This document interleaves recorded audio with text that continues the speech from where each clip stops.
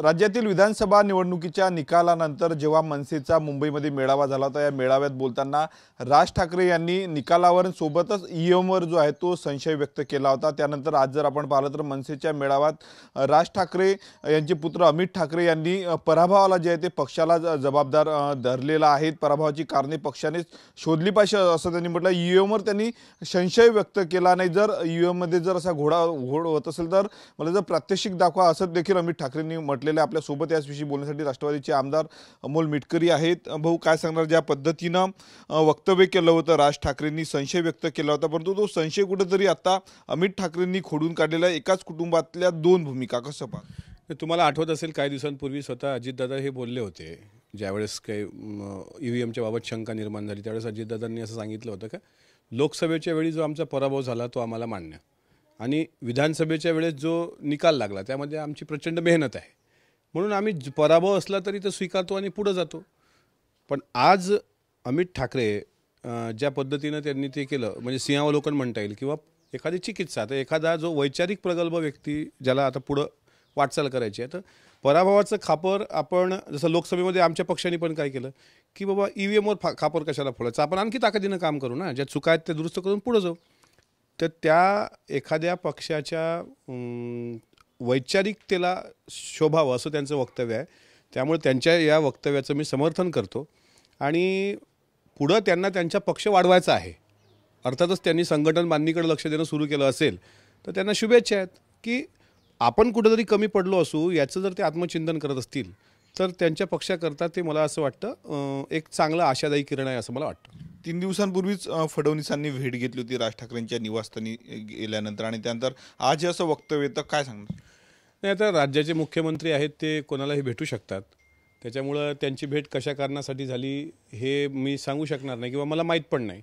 पण एवढं मात्र नक्की आहे की अमित ठाकरेंनी त्यांच्या पक्षाच्या वाढीकरता जे काही वक्तव्य आज केलं आहे ते मला असं वाटतं प्रत्येकाला चिंतन करायला लावणार आहे, त्यांच्या पक्षातसुद्धा आणि इतर पक्षातसुद्धा। संतोष देशमुख हत्या प्रकरणानंतर जर आपण पाहिलं तर सुरेश दसांनी हा मुद्दा मोठ्या पोततिडकीने लावून धरला, परंतु 2च दिवसापूर्वी धनंजय मुंडे आणि त्यांची भेट झाल्याची बातमी समोर आलेली, आणि त्यानंतर आता विरोधकांना या भेटीवर जी आहे ती टीका केलेली आहे। कसं पाहता संपूर्ण या राजकारणात? मला असं वाटतं सुरेश धस यांनीच त्याबाबत सगळं पत्रकार परिषद घेऊन खुलासा केलेला आहे, त्यामुळे त्या विषयाच्या खोलात मला आणखी जायचं नाही।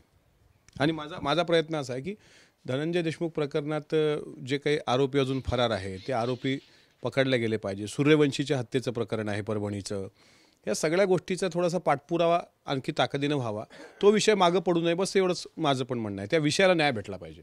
ज्या पद्धतीनं सोलापूरकरांनी जे वक्तव्य केलं डॉक्टर बाबासाहेब आंबेडकर असतील किंवा मग शिवाजी महाराज, त्या संदर्भात अजूनही कारवाई होत नाहीत, आक्रमक होत आहेत विविध संघटना, कसं? नाही, संघटनेची भावना लक्षात घेतली पाहिजे सरकार म्हणून। मी पण दादांना भेटणार आहे या संदर्भामध्ये की पुण्याचे आयुक्त अमितेश कुमार यांनी तर त्याला क्लीन चिट दिल्यासारखंच वक्तव्य केलं।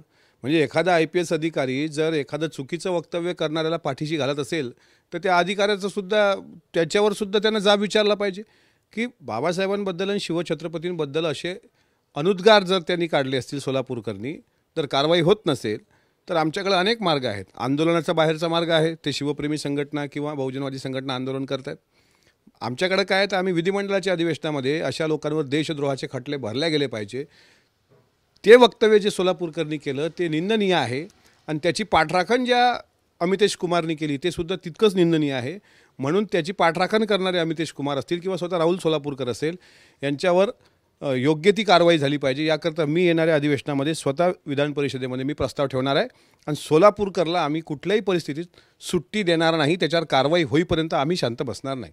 शिवप्रेमी म्हणून अमोल मिटकरी रस्त्यावर दिसते सोलापूर, असं आहे की शेवटी प्रत्येक माणूस महाराष्ट्रात जन्माला आलेला तो शिवप्रेमीच आहे, त्याच्यामुळं रस्त्यावरची लढाई आणि सभागृहातली लढाई, ही सभागृहातली लढाईसुद्धा तितकीच महत्त्वाची असते। सोलापूरकरला जर असं वाटत असेल की काल धस आणि मुंडे साहेबांची भेट झाली त्याच बातम्या चालतात म्हणजे आपलं प्रकरण फार मागं पडलं, तर तो संभ्रमात आहे किंवा भ्रमात आहे।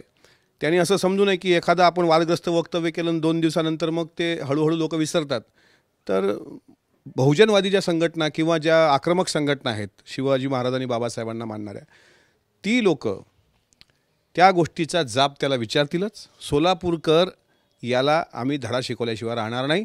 संविधानिक पद्धतीनं त्याच्यावर कारवाई केल्याशिवाय माझ्यासारखा शिवप्रेमी शांत बसणार नाही. शेवटला प्रश्न, भाजपचे वरिष्ठ नेते आहेत रावसाहेब दानवे, त्यांनी असं वक्तव्य केलं की आमचा पक्ष एवढा मोठा झाला की आमचे साधे कार्यकर्ते जरी थुंकले तरी विरोधक वाहून जातील. त्यांच्यासारख्या मोठ्या वक्तव्यांनी म्हणजे नेत्यांनी असं वक्तव्य करू नये. शेवटी सत्याचं ताम्रपट घेऊन कोणीच जन्माला येत नसतं. काळ हा बदलत असतो.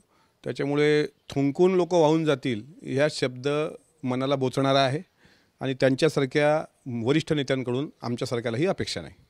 नक्कीच. तर हे होते राष्ट्रवादीचे आमदार अमोल मिटकरी. ज्या पद्धतीनं रावसाहेब दानवेंनी वक्तव्य केलं ते तसं वक्तव्य त्यांच्याकडनं अपेक्षित नाहीत अशी प्रतिक्रिया त्यांनी दिली. कॅमेरामॅन अनिकेत दहातोंडेसह मी स्वप्नील उमाप, TV9 मराठी, अकोला.